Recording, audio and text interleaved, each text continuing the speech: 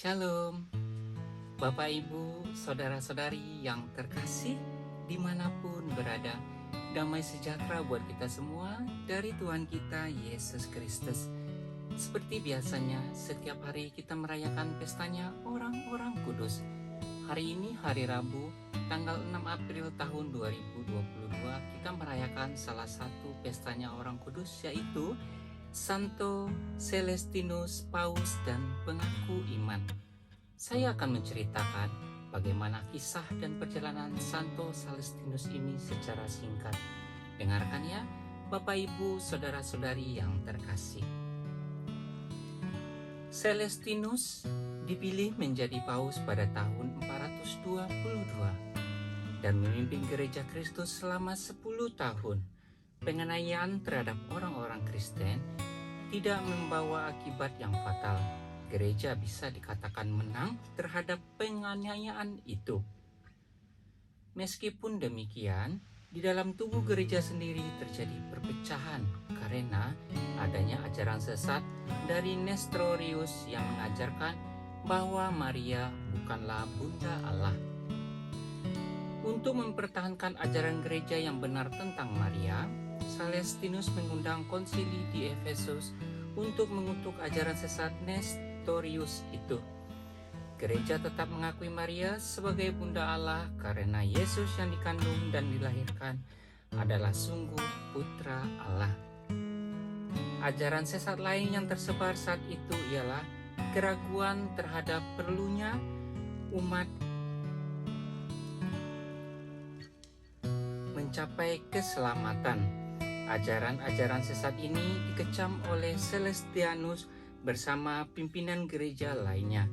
Celestinus meninggal dunia pada tanggal 6 April tahun 432. Bapak Ibu, Saudara-saudari yang terkasih, itulah cerita singkat tentang Santo Celestinus yang kita rayakan pestanya pada hari ini.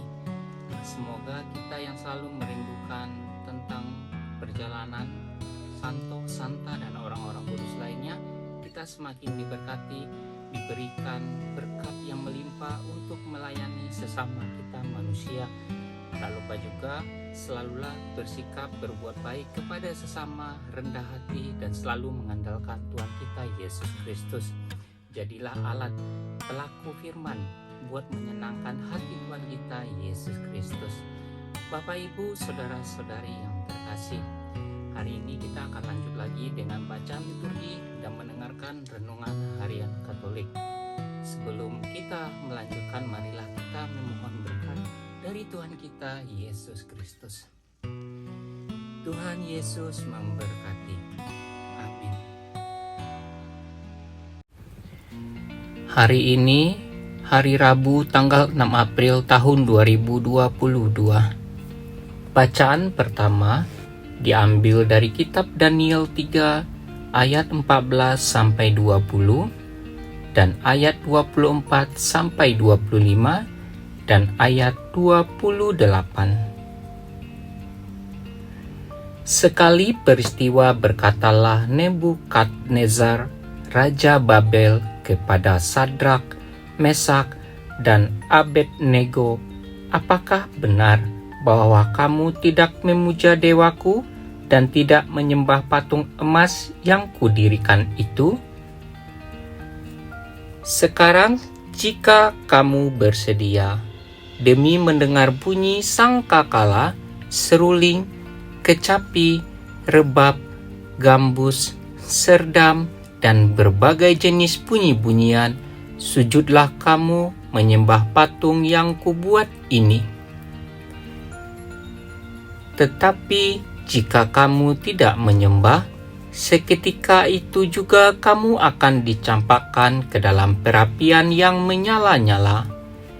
Dan dewa manakah yang dapat melepaskan kamu dari dalam tanganku?"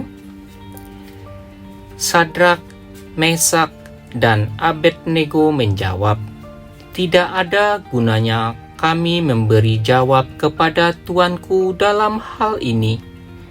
Jika Allah yang kami puja sanggup melepaskan kami, Ia akan melepaskan kami dari perapian yang menyala-nyala itu dan dari dalam tanganmu, ya Raja. Tetapi seandainya tidak, hendaklah tuanku mengetahui bahwa kami tidak akan memuja dewa tuanku dan tidak akan menyembah patung emas yang tuanku dirikan itu. Maka meluaplah kegeraman Nebukadnezar. Air mukanya berubah terhadap Sadrak, Mesak, dan Abednego. Lalu diperintahkannya supaya perapian itu dibuat 7 kali lipat lebih panas dari yang biasa. Kepada beberapa orang yang sangat kuat di antara tentaranya dititahkan untuk mengikat Sadrak, Mesak, dan Abednego dan mencampakkan mereka ke dalam perapian yang menyala-nyala itu. Tetapi terkejutlah Raja Nebukadnezar, lalu bangun dengan segera. Berkatalah ia kepada para menterinya, "Bukankah 3 orang yang telah kita campakkan dengan terikat ke dalam api itu?" Jawab mereka kepada raja, "Benar, ya Raja," kata raja. "Tetapi ada 4 orang kulihat berjalan-jalan dengan bebas di tengah-tengah api itu. Mereka tidak terluka, dan yang keempat itu rupanya seperti anak dewa." Maka berkatalah Nebukadnezar, "Terpujilah Allahnya Sadrak, Mesak, dan Abednego. Ia telah mengutus malaikatnya dan melepaskan hamba-hambanya yang telah menaruh percaya kepadanya, tetapi melanggar titah raja yang menyerahkan tubuh mereka karena mereka tidak mau memuja dan menyembah Allah manapun kecuali Allah mereka." Demikianlah sabda Tuhan. Syukur kepada Allah. Inilah Injil Tuhan kita Yesus Kristus menurut Yohanes. Dimuliakanlah Tuhan. Bacaan Injil diambil dari kitab Yohanes 8 ayat 31 sampai 42. Sekali peristiwa, Yesus berkata kepada orang-orang Yahudi yang percaya kepadanya, "Jikalau kamu tetap dalam firman-Ku, maka kamu benar-benar murid-Ku, dan kamu akan mengetahui kebenaran, dan kebenaran itu akan memerdekakan kamu." Jawab mereka, "Kami adalah keturunan Abraham dan tidak pernah menjadi hamba siapapun. Bagaimana engkau dapat berkata, 'Kamu akan merdeka?' Kata Yesus kepada mereka, 'Aku berkata kepadamu, sesungguhnya setiap orang yang berbuat dosa adalah hamba dosa, dan hamba tidak tetap tinggal di rumah, yang tetap tinggal dalam rumah adalah anak. Tetapi apabila anak itu memerdekakan kamu, kamu pun benar-benar merdeka. Aku tahu bahwa kamu adalah keturunan Abraham, tetapi kamu berusaha untuk membunuh aku, karena firman-Ku tidak beroleh tempat di dalam kamu. Apa yang kulihat pada Bapa, itulah yang kukatakan. Seperti halnya kamu melakukan apa yang kamu dengar dari bapamu." Jawab mereka kepadanya, "Bapa kami ialah Abraham." Kata Yesus kepada mereka, "Sekiranya kamu anak-anak Abraham, tentulah kamu mengerjakan pekerjaan yang dikerjakan oleh Abraham. Tetapi yang kamu kerjakan ialah berusaha membunuh aku. Aku, seorang yang mengatakan kebenaran kepadamu, yaitu kebenaran yang kudengar dari Allah. Pekerjaan yang demikian tidak dikerjakan oleh Abraham. "Kamu mengerjakan pekerjaan bapamu sendiri," jawab mereka. "Kami tidak dilahirkan dari zina. Bapa kami satu, yaitu Allah." Kata Yesus kepada mereka, "Jikalau Allah adalah Bapamu, kamu akan mengasihi aku, sebab aku keluar dan datang dari Allah, dan aku datang bukan atas kehendakku sendiri, melainkan Dialah yang mengutus aku." Demikianlah sabda Tuhan. Terpujilah Kristus. Renungan Harian Katolik hari ini, hari Rabu tanggal 6 April tahun 2022. Pada bacaan pertama, Raja Nebukadnezar mendirikan sebuah patung emas yang dibuatnya. Dan karena dia adalah raja, dia membuat rakyatnya bersujud dan menyembahnya. Dan karena dia adalah raja, semua harus taat dan menyembah patung emas yang bisa menjadikan representasi dirinya. Dengan kata lain, dia menganggap dirinya sebagai dewa. Semua dipatuhi kecuali Sadrak, Mesak, dan Abednego. Dan tidak mungkin Raja Nebukadnezar akan membiarkan ini pergi.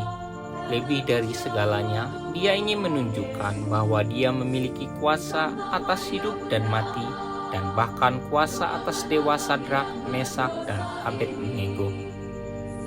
Menggunakan tungku api sebagai cap kekuatannya, dia memerintahkan ketiga pria itu untuk dilemparkan, hanya untuk ditunjukkan siapa yang benar-benar memiliki kekuatan dan siapa sebenarnya Tuhan. Ketika kekuatan dunia ingin menandai otoritas mereka atas kita, marilah kita juga berdiri dengan iman kita kepada Tuhan. Seperti ketiga pria itu, jika Tuhan kita berkehendak untuk menyelamatkan kita dari kekuatan tungku yang menyala-nyala, maka Dia akan melakukannya.